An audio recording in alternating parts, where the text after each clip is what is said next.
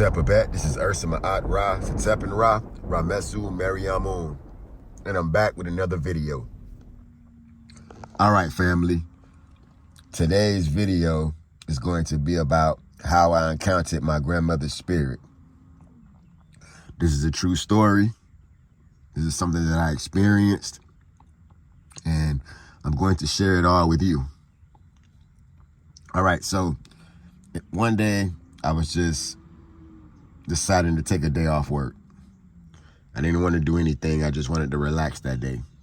So I parked my car at a park, and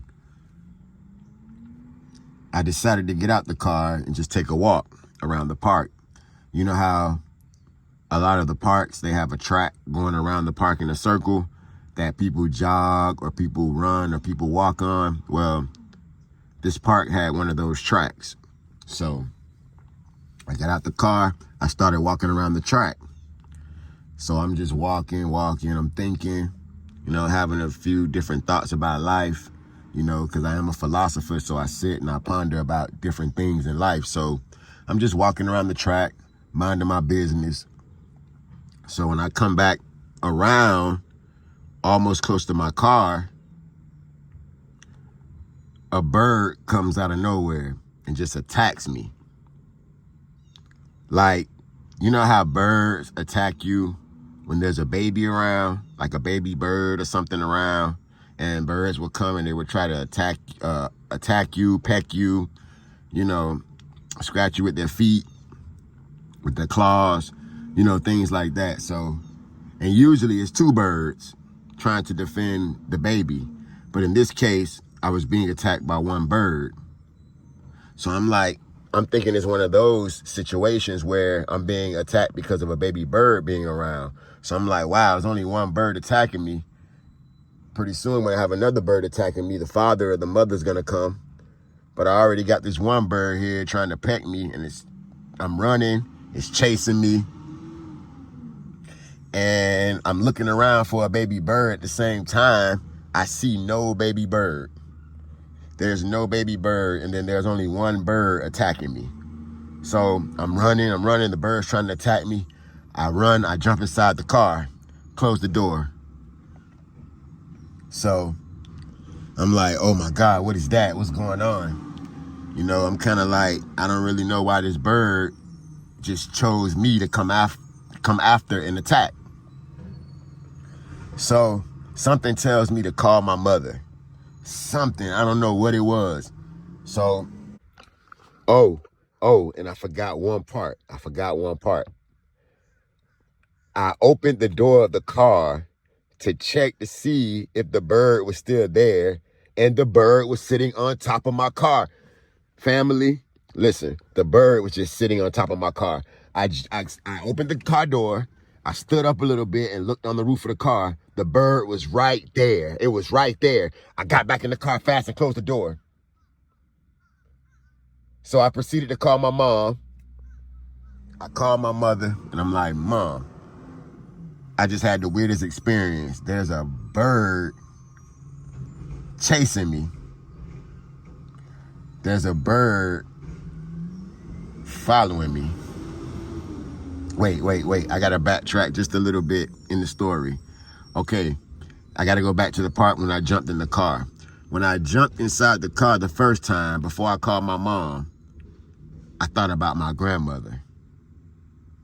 Now, this is key to the rest of the story, because I don't know why, but I thought about my grandmother when I jumped in the car from when the bird was chasing me. My grandmother was just on my mind. I'm like, why am I thinking about my grandmother? So I go, fast forward back to when I called my mother. So now I jump in the car and I call my mother. This is after the bird just tried to peck my head, attack me with his claws. I jump in the car. Boom, I called my mother. But remember, I thought about my grandmother for some strange reason. So I called my mom and I'm telling her about the bird attacking me. So I'm like, Mom, I don't know why I thought about Mother Dear. Cause that's what we called our grandmother. We called our grandmother Mother Dear. Or if you've seen the show Medea, it would sound like that when we said Medea, but it was Mother Dear. So that's what we called my grandmother. So I'm telling my mom, like, you know, it's strange. I thought about your mother. I thought about grandma. And I had the weirdest experience, Mom. A bird was attacking me and pecking my head. And I don't know why it was following me. I don't know why it was chasing me. I don't know what I did to make this bird angry. I was just minding my own business, walking in the park. And this bird comes out of nowhere and starts attacking me. So I'm telling my mother this. And I said, Mom, it's odd because I did think about your mom. And she says, get out of here. Don't say that, son. Are you serious? I'm like, yeah, why? What's going on? Why did you tell me that? She's like, did you know a few days ago I prayed to my mother? I asked my mom to get you, attack you. I asked my mom to get you in line. I asked my mom to make sure you stay on a straight path in life. If he's not walking a straight path anywhere, I want you to attack him. If he's not staying on the wisdom teachings, I want you to attack him. That's pretty much the prayer that my mother said when she was in her room a few nights prior. This is what my mother's telling me on the phone. So I'm like, wow, you know, this just confirms more that there is an other side to this life. When you shed the physical body, there has to be more to this, because I'm sitting here hearing my mom tell me that a few days prior, she was praying to her mother. This blew my mind because I have a bird attacking me now. The bird that was attacking me was a dove. Not a white dove, but like a grayish dove with like some black patterns, or collar, like a black pattern around his neck. It was a gray dove, and it was attacking me. It was for sure a dove. It wasn't a pigeon. It was a dove. And it's insane because my mother said that the day that her mother died, before her mother died, there were doves sitting right in the yard on a tree. And it's crazy because this dove attacked me. And this is family. I can't explain it. My mother told me a few days prior, she prayed to my grandmother, spoke to my grandmother, asked her to make sure that I keep a clear mind, that I'm focused. And if my mind isn't clear, attack me, get them. And I get attacked by this bird some days later, a week later. I don't know whether, but I didn't even know anything about this until I called my mother. Something inside me told me to call my mother.